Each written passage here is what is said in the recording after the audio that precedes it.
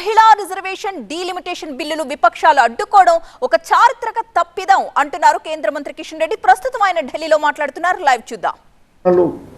మళ్ళీ నిన్న వ్యతిరేకించడం ఏదైతున్నదో కాంగ్రెస్ పార్టీ యొక్క నిజ స్వరూపం మరొకసారి బయటపడిందని సందర్భంగా మనయేస్తున్నాం.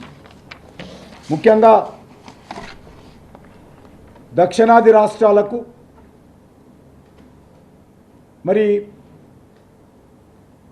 పునర్విభజన జరిగినట్లయితే అన్యాయం జరుగుతుందని చెప్పి మరి కాంగ్రెస్ దాని మిత్రపక్షాలు ముఖ్యమంత్రులతో సహా చెన్నైలో మీటింగ్ పెట్టారు. మరి ఈరోజు దక్షిణాది రాష్ట్రాలకు నష్టం జరగకుండా నరేంద్ర మోడీ గారి నాయకత్వంలోని ప్రభుత్వము దక్షిణాది రాష్ట్రాలకు లాభం జరిగే విధంగా ఒక మంచి ఫార్ములా తీసుకొచ్చి దక్షిణాది ప్రజలకు మేలు చేసేటువంటి ఒక అద్భుతమైనటువంటి అవకాశాన్ని, ఒక బంగారం లాంటి అవకాశాన్ని మరి ఈరోజు అడ్డుకోవడం ఏదైతున్నదో ఇది పెద్ద చారిత్రాత్మకమైనటువంటి తప్పిదం కాంగ్రెస్ పార్టీ చేసిందని మనం చేస్తా ఉన్నాం. దక్షిణాది రాష్ట్రాలకు మేలు జరిగేటువంటి అద్భుతమైనటువంటి అవకాశాన్ని నీరుగార్చిందని సందర్భంగా మనం చేస్తా ఉన్నాను. ఇది దక్షిణాది రాష్ట్రాలకు దురదృష్టకరం.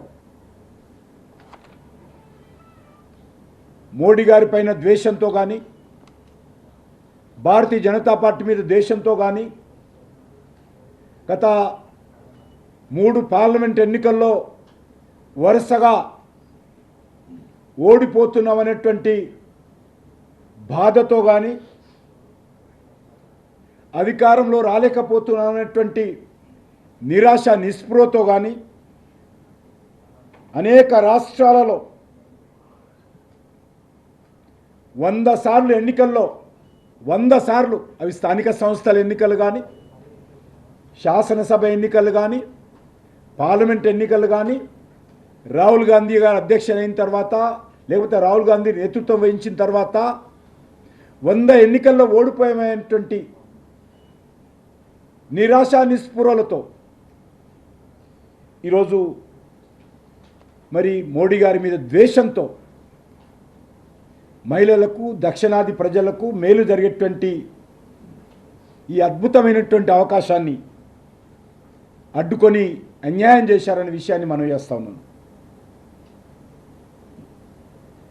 దక్షిణాది ప్రజలకు, మహిళలకు కాంగ్రెస్ పార్టీ నాయకులు క్షమాపణ చెప్పాల్సినటువంటి అవసరం ఉంది.